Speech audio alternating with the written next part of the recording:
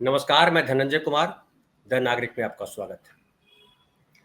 नरेंद्र मोदी जब प्रधानमंत्री बने थे उससे पहले जो चुनाव हो रहा था 2014 का, तो उन्होंने कहा था कि हम हर साल 2 करोड़ युवाओं को नौकरी देंगे। 10 साल होने को आए, लाखों में भी नौकरियां नहीं हो पाई है।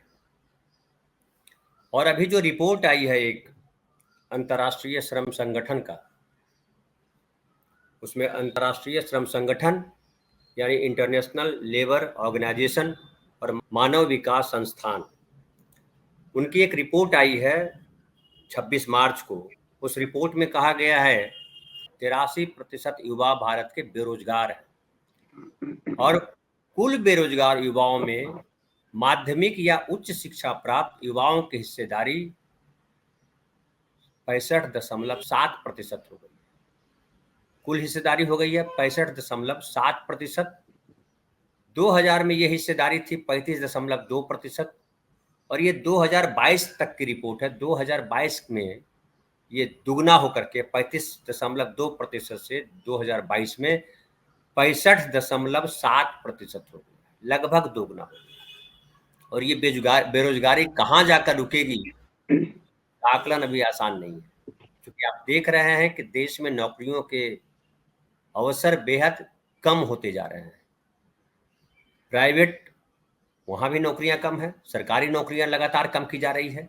और इसके लिए आप लगातार देखते होंगे कि कहीं पेपर लीक, वहाँ पेपर लीक, वहाँ पेपर लीक, वहाँ पेपर लीक होता भी। हाल में उत्तर प्रदेश में कांस्टेबल की परीक्षा का पेपर लीक हुआ, उसके बाद राजस्थान में रिकॉर्ड तोड़ दिया है, गुजरात में रिकॉर्ड टूटा हुआ है, बिहार में अभी बीपीएससी के जो शिक्षक का हो रहा था उसमें भी पेपर लीक हो गए।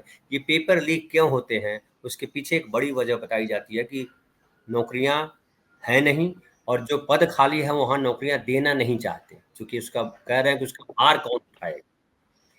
और लेकिन जो युवा हैं, देश के युवा हैं, उनकी जो पहली पसंद है वो है सरकारी नौकरियां, और ऐसे में उनका इंतजार बढ़ता चला जाता है। और इसी वजह से कई बार युवाओं का आक्रोश फूट कर सामने आता है। तो क्या 2024 के चुनाव में युवाओं का वो आक्रोश कुछ रंग दिखाएगा, मोदी सरकार के प्रति नाराजगी आएगी? आज इन्हीं सब पर बात करेंगे। हमारे साथ हैं देश के जाने माने लेखक, विचारक, शिक्षाविद प्रोफेसर जगदीश्वर चतुर्वेदी सर। चतुर्वेदी सर नमस्कार, आपका स्वागत है। नमस्कार। नमस्कार सर, ये जो रिपोर्ट आई है इंटरनेशनल लेबर ऑर्गेनाइजेशन की, वो तो बहुत भयावह तस्वीर पेश कर रही है। बिल्कुल, कैसे देख रहे हैं आप? एक चीज है जो कि बहुत ही पहले मैं कहना चाहता हूं कि अब चूंकि इलेक्शन है सामने, तो युवाओं को कम से कम एक चीज तो देखनी चाहिए, कौन उनसे लोकतंत्र में वायदे कर रहा है और कौन वायदे करके वायदे पूरे कर रहा है या किसने वायदे पूरे नहीं किए। क्योंकि डेमोक्रेसी का जो कोर है, डेमोक्रेसी जिस पर टिकी हुई है, जिस पर विकास होता है डेमोक्रेसी का, वो यह है कि लोगों के अंदर वायदे करना, वायदों के अनुसार काम करना, और बहुत सारी वायदे पूरे नहीं भी होते तो उनके बारे में चर्चाएं करना। ये एक डेमोक्रेसी की एक सामान्य प्रक्रिया है कि आप लोगों के सामने उम्मीदें जगाते हैं। तो पहली जो दिक्कत आ रही है वो ये आ रही है कि इस बार लोकसभा के चुनाव में जो रूलिंग पार्टी है बीजेपी और उसके जो नेता हैं नरेंद्र मोदी और उनके जो तमाम मुख्यमंत्री हैं जो चंटू मंटू की तरह काम करते रहते हैं, उनकी नेताओं की स्थिति यह है कि वे किसी भी किस्म का कोई वायदा नहीं कर रहे हैं। जो सबसे जो ट्रेजिक घटना है वो ये है कि पूरी दीवारें रंगी हुई हैं अब की बार 400 पार। तो अब की बार 400 पार, बिना वायदे के 400 पार। ये एक विलक्षण चीज है जिसे कायदे से दर्ज किया जाना चाहिए कि डेमोक्रेसी बिना वायदे के नहीं चलती। नरेंद्र मोदी ने पहले वायदा किया था कि 2 करोड़ लोगों को रोजगार देंगे, उनकी सरकार बन गई। इस बार कांग्रेस ने वायदा दिया है कि वे 30 लाख लोगों को आते ही 1 साल के अंदर रोजगार देंगे, और यह बहुत महत्वपूर्ण वायदा है जो कि पहले कभी यह वायदा इस तरह से नहीं किया गया था। मेरा मानना है कि नौजवानों को इस चीज को बहुत ही गंभीरता से लेना चाहिए कि जो आदमी खुल के वायदा कर रहा हो, जिसका टेस्ट हो चुका है। कांग्रेस ने जो वायदे किए थे वे वायदे उन्होंने विभिन्न जहां विधानसभाओं में उनका चयन हुआ, उन्हें सरकार बनाने का मौका मिला, वे वायदे उन्होंने इंप्लीमेंट किए। तो जो चीज पहली है जो समझने की है वो ये कि एक संभावना युवाओं के सामने है कि युवा जो है वे खुल के इंडिया अलायंस के पक्ष में खड़े हों, क्योंकि इंडिया अलायंस के जो गठबंधन में जो शामिल नेता हैं वे विभिन्न राज्यों में जहां उनकी सरकार है, चाहे तमिलनाडु की सरकार हो, चाहे वो तेजस्वी जब बिहार सरकार में रहे हो वो पीरियड हो, या फिर कर्नाटक की सरकार हो, या अब दिल्ली में जो चल रहा है उस पूरे प्रसंग को हम ध्यान रखें, तो वैसी स्थिति में ये जो विपक्ष की सरकारें हैं वे सरकारें कम से कम एक आशा की किरण जगाती हैं वायदा करके। तो पहला तो फर्क यहां से देखा जाना चाहिए कौन नौकरी का वायदा कर रहा है और कौन नहीं कर रहा है, और जिसने वायदे किए थे उसने वायदे पूरे किए कि नहीं किए। बिल्कुल।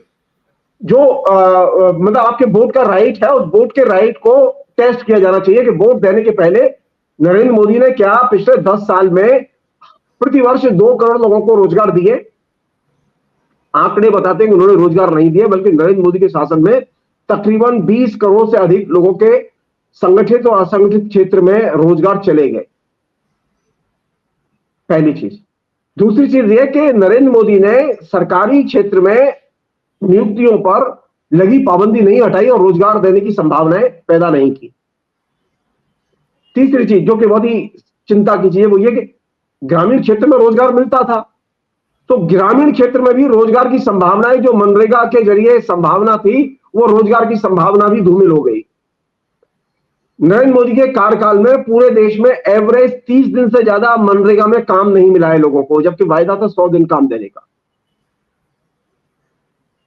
तो गांव के नौजवानों के पास में भी सड़क खोदने का काम नहीं है, और जो कृषि मजदूरी करते थे वे कृषि मजदूरी जब उन्हें नहीं मिलती तो वैसी स्थितियों में वे कहां काम करते हैं, वे कंस्ट्रक्शन इंडस्ट्री में काम करते हैं, जो कि कंस्ट्रक्शन इंडस्ट्री में सबसे ज्यादा खपत होती है उसकी।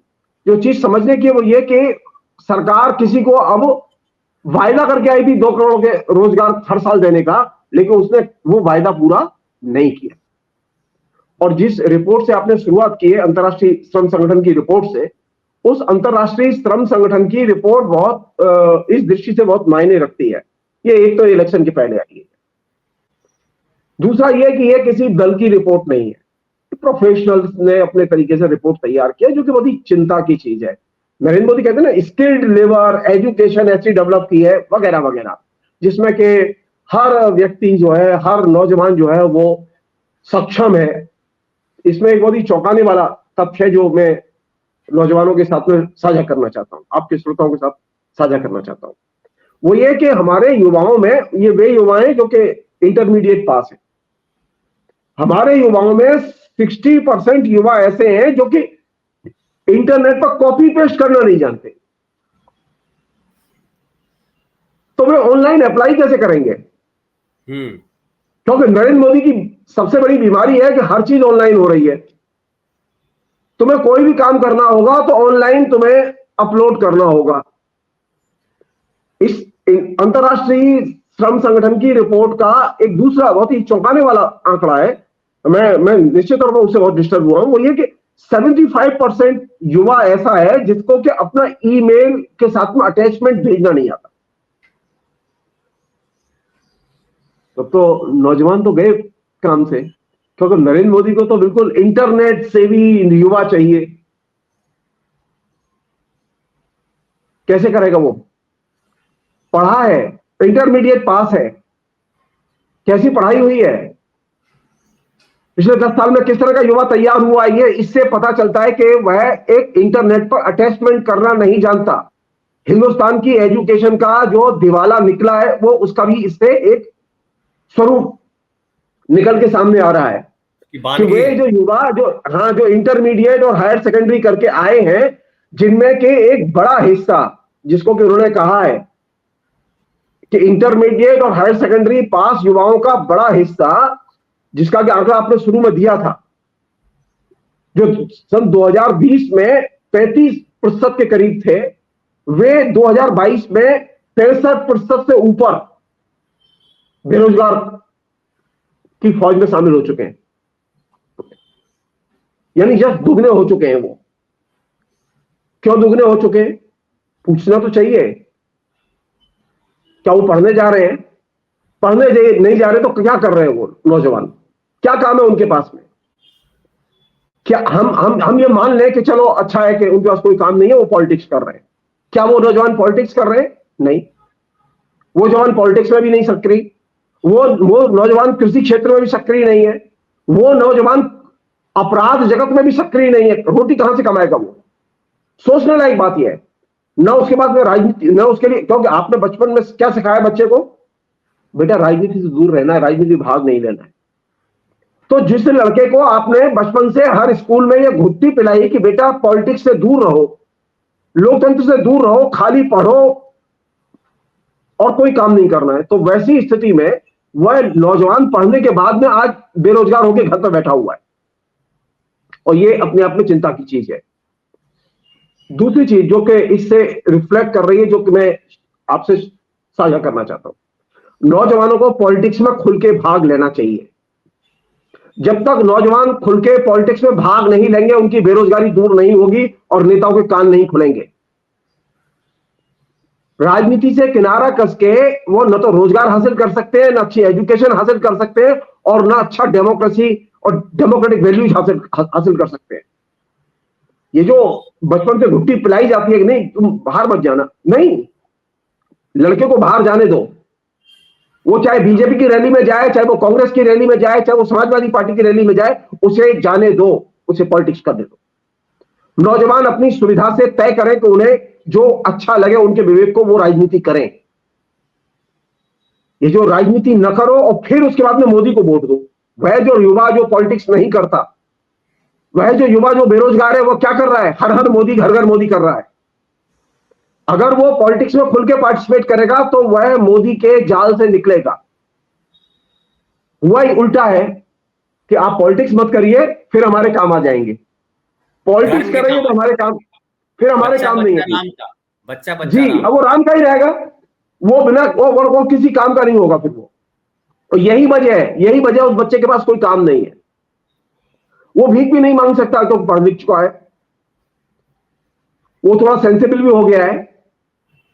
तो आपने क्या किया? आपने किस तरह की एजुकेशन दी? वह अपने ईमेल के साथ में अटैचमेंट भेजना नहीं जानता। ये 75% एजुकेटेड युवा की कंडीशन है। ये स्किल्ड भारत, जो विकसित भारत है, उसका चरित्र है। इसे हम समझने की कोशिश करें। दूसरी एक चीज और है जो बहुत ही चौंकाने वाली चीज है और बहुत ही इंटरेस्टिंग चीज है उस पूरी रिपोर्ट में, वो ये कि ये जो ये तमाम किस्म के जो यूथ और उनके जो बीच में जो एक्टिविटीज है, उस यूथ और उसकी एक्टिविटीज का जो सबसे जो खतरनाक पहलू है वो क्या है? जो हायर एजुकेशन में, यानी ग्रेजुएशन और स्नातक और स्नातक से ऊपर की जो कक्षाओं में जो विद्यार्थी हैं, जिन्होंने बीए किया है, एमए किया है, एमफिल किया है, पीएचडी की है, उन विद्यार्थियों की स्थिति, या जो लोग बीटेक, एमटेक, इंजीनियरिंग, इनके तमाम जिसमें प्रोफेशनल कोर्स कर चुके हैं, या जो लोग एमबीबीएस, एमडी वगैरह वगैरह के कोर्स कर चुके हैं, उनकी स्थिति और भी खराब है। उनके लिए काम नहीं है। जो उच्च शिक्षा प्राप्त नौजवान है, उसको जिस पर के लाखों रुपया सरकार का खर्च हुआ और लाखों रुपया उनके परिवार का खर्च हुआ, उन दोनों के खर्चे को अगर आप रिटर्न नहीं दे सकती सरकार, ये जो लोग कहते हैं ना तर्क है, वो इस रिपोर्ट में भी तर्क है।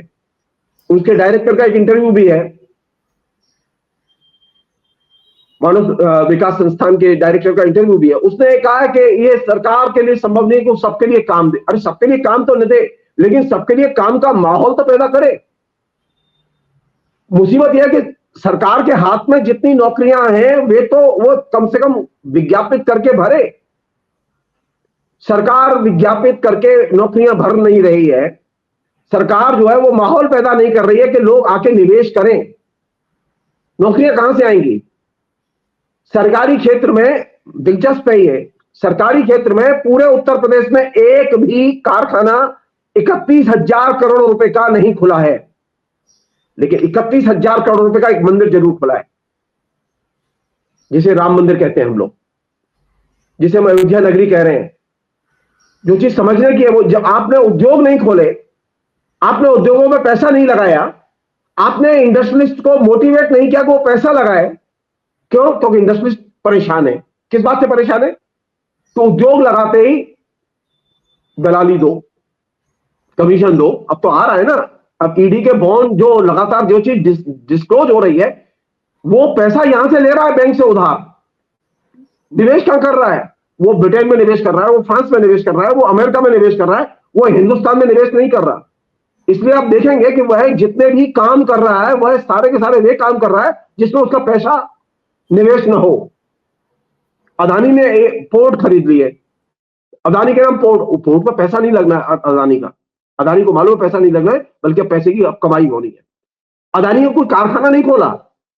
ये चीज मैं इसलिए मैं शेयर कर रहा हूं आपसे कि जो निजी क्षेत्र का जो व्यापारी है, जो इंडस्ट्रियलिस्ट है, वो बीजेपी को पैसा दे रहा है, लेकिन वो यहां कारखाने के लिए पैसा निवेश नहीं कर रहा है। वो बीजेपी के लिए चंदा दे रहा है, उसके पूरे इलेक्शन का खर्चा उठा रहा है, लेकिन यहां जनता की बेरोजगारी दूर करने के लिए वह पूंजी निवेश नहीं कर रहा है। क्यों? क्योंकि जो अच्छे व्यापारी हैं वो डरे हुए हैं, वो पैसा लगाने से डरे हुए, क्योंकि माहौल इतना खराब किया हुआ है। क्यों क्यों डरे हुए? आपने कौन सी चीज पैदा की है यूथ में? जो पढ़ा लिखा लड़का है, जिसने इंटरमीडिएट किया है, जिसने हाई स्कूल किया है, जिसने बीए किया है, एमए किया है, वो किस काम में व्यस्त है? Hate campaign. सबसे ज्यादा आपने उसे अगर किसी चीज में इंगेज किया है तो कौन सी क्रिएटिव एक्टिविटीज दी उसके लिए? हेट कैंपेन में शामिल हो, व्हाट्सएप के मैसेज पढ़ो, व्हाट्सएप के मैसेज फॉरवर्ड करो, व्हाट्सएप के मैसेज को हजम करो, और उसके बाद में जय हो मोदी करो। तो अल्टीमेटली तुम्हारे हाथ में क्या होगा? एक खोखला जीवन, एक मूल्यहीन जीवन। जो सबसे खतरनाक चीज जो विकसित हुई है, जिससे कि इंडस्ट्रियलिस्ट डरे हुए कि ये जो पढ़ के जो यूथ आ रहा है, इस यूथ की मुश्किल यह है कि इसके पास में कोई क्रिएटिव सेंस नहीं है। पॉलिटिक्स में क्रिएटिव सेंस पैदा करने की क्षमता होनी चाहिए। आप भले ही रिएक्शनरी पॉलिटिक्स करें, वही आपत्ति नहीं है, आप आरएसएस की राजनीति करें, लेकिन हेट कैंपेन तो न करें। सिर्फ एक काम कर दें, नरेंद्र मोदी सिर्फ एक काम कर दें कि अपने नेताओं को, अपने कार्यकर्ताओं को, अपने मीडिया सेल को सिर्फ एक चीज के लिए आगाह कर दें कि वे एक भी हेट कैंपेन से जुड़ा हुआ मैसेज नहीं भेजेंगे, एक भी हेट कैंपेन से जुड़ा हुआ वक्तव्य नहीं देंगे। 10 साल हो गए। क्यों मैं ये बात कह रहा हूं कि इसने क्या किया? पूरा का पूरा स्ट्रक्चर वो तोड़ दिया, निवेश का स्ट्रक्चर ही तोड़ दिया। तो हमारे यहाँ क्या है, हमारे यहाँ चूंकि ब्याज ज्यादा मिलती है ना बैंक में पैसा रखने की, तो विदेश में जो हमारे भारतीय हैं वे यहाँ पैसा रखते हैं क्योंकि ब्याज ज्यादा मिलती है। अमेरिका में ब्याज कम मिलती है। तो हमारे यहाँ पैसा तो आ जाता है, वो किसके लिए आता है? बैंक में जमा करने के लिए, क्योंकि हमें ब्याज ज्यादा मिलती है। हमारे यहाँ कारखाना लगाने के लिए पैसा नहीं आ रहा है। ये जो चीज है कि हमारे यहाँ निवेश घट रहा है। और दूसरी चीज, अब जो इस पर कायदे से सोचा जाना चाहिए, बेरोजगारी बढ़ेगी और शिक्षितों की बेरोजगार फौज बढ़ेगी। क्या चीज होगी इससे? मनुवादी समाज पैदा होगा, सामाजिक असमानता पैदा होगी। बेरोजगारी से सबसे बड़ा जो खतरनाक पहलू है वो है सामाजिक असमानता का। नरेंद्र मोदी आए थे कि घर घर जो है दिए जलेंगे। अब यहां हालत यह है कि घर घर दिए जलना तो दूर की बात है, दिए के लिए बत्ती जुगाड़ करना मुश्किल पड़ रहा है अभी। ये मैं क्यों कह रहा हूं कि ये जो सामाजिक असमानता का पहलू है बेरोजगारी के साथ जुड़ा हुआ, वह डिस्कशन का हिस्सा बनना चाहिए हमारी, कि बेरोजगारी सामाजिक असमानता को क्रिएट करती है। और सामाजिक असमानता अगर तेजी से बढ़ती है तो देश नाइजीरिया की तरह दिखाई देगा, अफगानिस्तान की तरह दिखाई देगा। हमने वायदा किया है ना कि हमारी विश्व गुरु की इमेज होनी चाहिए। कैसे होगी? G20 के चेयरमैन का बोर्ड लगा के। नेहरू जी ने कभी अपना बोर्ड नहीं लगाया था। मैं सिर्फ नरेंद्र मोदी और उनके अनुयायियों को संबोधित करके ये बात कहना चाहता हूं।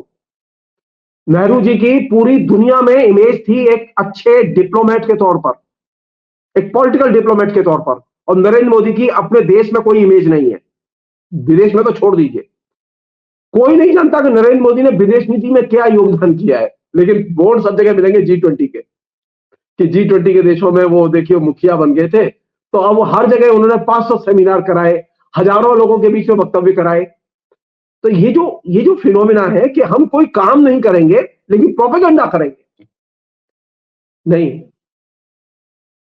आप लोगों का दिल प्रोपेगेंडा से भर नहीं सकते, वोट तो ले सकते हैं, आप लोगों का पेट नहीं भर सकते प्रोपेगेंडा से। हाँ, उन्हें यूट्यूब पर एंगेज कर सकते हैं आप कि बेटा खाली हो ना तो यूट्यूब देखते रहो, नौकरी की जरूरत नहीं है, यूट्यूब देखो, और अगर मौका लगे तो बाहर थोड़ा सा चले जाना, घूमाना, और आरएसएस की शाखा में चले जाना। नहीं, मुझे युवाओं से सिर्फ वो एक ही बात कहनी है कि वे सक्रिय राजनीति करें। लेकिन सर ये जो महिलाओं का भी जो प्रतिशत है बेरोजगारों में वो सबसे ज्यादा है। उसके जी, अलावा अनुसूचित जाति और जनजाति के मामले में तो एकदम पिछड़ा हुआ है, कोई गिनती हाँ ही हाँ नहीं है। हाँ हाँ। जी जी जी जी जी, स्थितियां इतनी भयावह हैं धनंजय जी कि अनुसूचित जाति और अनुसूचित जनजाति के लोग जो कि सबसे ज्यादा पिछड़े हैं और मार खा रहे हैं, वो तो सबसे ज्यादा नशे में है अभी नरेंद्र मोदी के। दिक्कत यह है कि जो सबसे ज्यादा पिट रहा है वो सबसे ज्यादा नशे में है। उसे ये ज्ञान ही नहीं है कि उसका, जिसे कहे कि जो असली अधिकार है वो छीन लिया गया है, वो तो ये महसूस ही नहीं कर रहा है। ये जो जगह है जहां से कि आपकी फीलिंग्स नरेंद्र मोदी के इस मतलब कुचक्कर से बाहर निकलने की जरूरत है कि नरेंद्र मोदी ने अपने कैंपेन के जरिए आपकी अनुभूतियों को ही अपहृत कर लिया है। आप जो वही फील करेंगे जो नरेंद्र मोदी चाहेंगे। आप अपनी स्वेच्छा से अपनी फीलिंग्स को विकसित नहीं कर सकते। ये जो अनुभूतियों को छीनना, ये सबसे बड़ा क्राइम है, और ये प्रधानमंत्री ने अपने कैंपेन के जरिए किया है।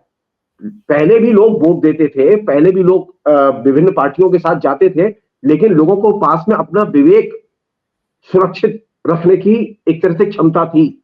आज की स्थिति है कि इतना बम्बार्डमेंट है उनके ऊपर सूचनाओं का, और नरेंद्र मोदी का खासतौर पर, कि लोग अब अपने बारे में नहीं सोच रहे। सर तो निकलने का रास्ता क्या है? तो फंस गए एक ही हैं। रास्ता एक ही रास्ता है कि डेमोक्रेसी के बारे में, एक ही रास्ता है कि पहली बात नरेंद्र मोदी जो कहते हैं उस पर अविश्वास करो। ये जो फीलिंग है कि नरेंद्र मोदी जो बोल रहे हैं वो सच बोल रहे हैं, सच के अलावा कुछ नहीं बोल रहे, ये एकदम फेक है। इस फेकनेस से निकले, फेकनेस से निकले बिना जी फेकनेस जी से निकले बिना आप नरेंद्र मोदी को भी सबक नहीं सिखा सकते और लोकतंत्र को भी नहीं बचा सकते। नहीं, तो एक तरफ ये आता है कि विदेशों में डंका बज रहा है मोदी सरकार का, तो ये विदेश की ही तो संस्था है, यूएन की संस्था है, इंटरनेशनल लेबर ऑर्गेनाइजेशन, वो कह रही है कि बेरोजगारों की यह स्थिति है। किधर डंका है? विदेशों में नरेंद्र मोदी का कोई डंका नहीं है, सिर्फ एक डंका है। वो ये कि जो आरएसएस के जो चंटू मंटू हैं विदेशों में, वे चंटू मंटू जो है खूब प्रोग्राम करते रहते हैं और वे नरेंद्र मोदी जिंदाबाद करते रहते हैं। विदेशों में क्या डंका है? विदेशों की स्थिति इतनी बदतर है कि नरेंद्र मोदी का कोई कवरेज विदेश का बड़ा अखबार नहीं देता। हाँ, जो कवरेज देते हैं वो जान लें, वो नरेंद्र मोदी की उपलब्धियों का कवरेज नहीं देते। आप जानते हो अच्छी तरह से, हिंडनबर्ग की रिपोर्ट का सबसे ज्यादा कवरेज आया कि अदानी ने किस तरह से हिंदुस्तान को लूटा है, इसका सबसे ज्यादा कवरेज नरेंद्र मोदी का 10 साल में जितना कवरेज नहीं था उतना अकेले हिंडनबर्ग की रिपोर्ट का कवरेज था अंतरराष्ट्रीय मीडिया में। दूसरी चीज, नरेंद्र मोदी का डंका है 2002 के गुजरात के दंगों का सबसे विशाल कवरेज था विश्व के सारे अखबारों में। और तो और, लास्ट बता रहा हूं मैं, ये जो पिछले 5 साल गए हैं इसमें जो कोरोना पीरियड में जो नरेंद्र मोदी प्रशासन की असफलता थी, उस असफलता को विश्व के सभी अखबारों ने और कम से कम 7 बड़े विश्वविद्यालयों के रिसर्च ऑर्गेनाइजेशन ने हाईलाइट किया कि नरेंद्र मोदी की सारी दुनिया में लोग किस तरह से लड़े हैं। उसका एक छोटा सा उदाहरण दे रहा हूं। अमेरिका पूरे को उस क्राइसिस से निकल गया, जो कोरोना पीरियड में क्राइसिस आर्थिक संकट पैदा हुआ था उससे निकल गया। फ्रांस निकल गया, जर्मनी निकल गया, भारत नहीं निकल पाया। क्यों? क्योंकि नरेंद्र मोदी ने एक गांठ बांध रखी है, वो अभी भी है। काश उन्होंने एक गांठ खोल दी होती। गांठ ये बांध रखी है उन्होंने कि मैं सोनिया गांधी और राहुल गांधी जो कहेंगे वो नहीं मानूंगा। राहुल गांधी, सोनिया गांधी ने कहा था कि प्रति व्यक्ति जो कोरोना पीरियड में जो देश में जो तबाही मची है उसमें प्रति व्यक्ति 7,500 रुपया दिया जाए सरकार की तरफ से, ये नॉन रिफंडेबल हर साल हर महीने दिया जाए। उससे क्या होता, हमारी पूरी इकोनॉमी निकल आती झटके से बाहर। अमेरिका ने दिया अपने प्रत्येक नागरिक को पैसा, फ्रांस ने दिया, जर्मनी ने दिया, ब्रिटेन ने दिया, हर देश ने दिया। वो सारे के सारे देश कोरोना के आर्थिक संकट से निकल गए, लेकिन भारत नहीं निकला। भारत उसमें नीचे बैठ गया। क्यों? क्योंकि नरेंद्र मोदी ने यह सलाह मानने से इनकार कर दिया। तो विदेशों में आपकी क्या इज्जत रही? विदेशों में आपकी ये इज्जत रही कि आप जनता के दुखों में साझी होना नहीं चाहते, ये इज्जत रही आपकी। इसलिए विदेशों में नरेंद्र मोदी कोई जिसे कहें कि शोहरत नहीं है, ये मैं बहुत ही भरोसे के साथ कह सकता हूं। हाँ, एक चीज के लिए शोहरत है विदेशों में, एक चीज के लिए शोहरत है कि नरेंद्र मोदी जो डिक्टेटर किस्म के लोग हैं, नेता हैं, उनके साथ में उठना बैठना और दोस्ती करना उनसे पसंद करते हैं। इस बात के लिए नरेंद्र मोदी की शोहरत है कि वे उन्हें डिक्टेटर पसंद हैं, उन्हें डेमोक्रेट पसंद नहीं है। पहले भारत का प्रधानमंत्री इसलिए जाना जाता था कि उसके दुनिया के डेमोक्रेट्स लोगों से दोस्ती थी, डेमोक्रेटिक नेताओं से दोस्ती थी। आज भारत का प्रधानमंत्री यहां से देखा जाता है कि उसकी डिक्टेटर नेताओं से दोस्ती है और वे लोग उसकी प्रशंसा करते हैं। तो जो चीज बदली है वो समझे हम लोग, क्या हमारे प्रधानमंत्री की पहचान अधिनायकवादी या तानाशाह नेताओं के साथ दोस्ती के कारण होती है, लोकतांत्रिक नेताओं के साथ दोस्ती के कारण नहीं होती। जी जी, तो बहुत बहुत धन्यवाद सर, आपने हाँ, बेरोजगारी को लेकर के जो सवाल है उस पर आपने सवाल उठाए, और ये बेहद जो है चिंता का सबब है कि जो नरेंद्र मोदी 2 करोड़ नौकरियां देने के नाम पर आए थे आज से 10 साल पहले 2014 में, वो नरेंद्र मोदी इस चुनाव में रोजगार पर बात ही नहीं कर रहे हैं। हाँ, कितने लोगों को रोजगार देंगे इस पर चर्चा ही कहीं नहीं है। और जो चर्चा आज हो रही है वो जो अंतर्राष्ट्रीय श्रम संगठन है, इंटरनेशनल लेबर ऑर्गेनाइजेशन, जो यूएन की संस्था है, उसने जो डेटा दिया है वो भयावह तस्वीर पेश करता है। और वो कहता है कि इस देश के 83% युवा बेरोजगार है, वो नौकरी की तलाश कर रहे हैं। आपको सबको पता है कि आपके आसपास आप देखिए कितनी बेरोजगारी है, सब नौकरी के लिए लगे हुए हैं। कोई सेना के सिपाही के लिए दौड़ रहा है, कोई बैंक के लिए तैयारी कर रहा है, कोई किसी और रेलवे के लिए तैयारी कर रहा है, कोई टीचर के लिए तैयारी कर रहा है, कोई कॉलेज में जाने के लिए तैयारी कर रहा है, हर कोई तैयारी कर रहा है। और गांव के जो 60% गरीब लोग हैं उनके बच्चे लगे हुए हैं उसके पीछे, जिनके लिए डिस्ट्रिक्ट हेडक्वार्टर तक में रहना बड़ा मुश्किल काम है। अपने बच्चे को पढ़ाने में कितना भी कम खर्च करना पड़ता है तो 4 से 5 हज़ार रुपये महीना खर्च करना पड़ता है।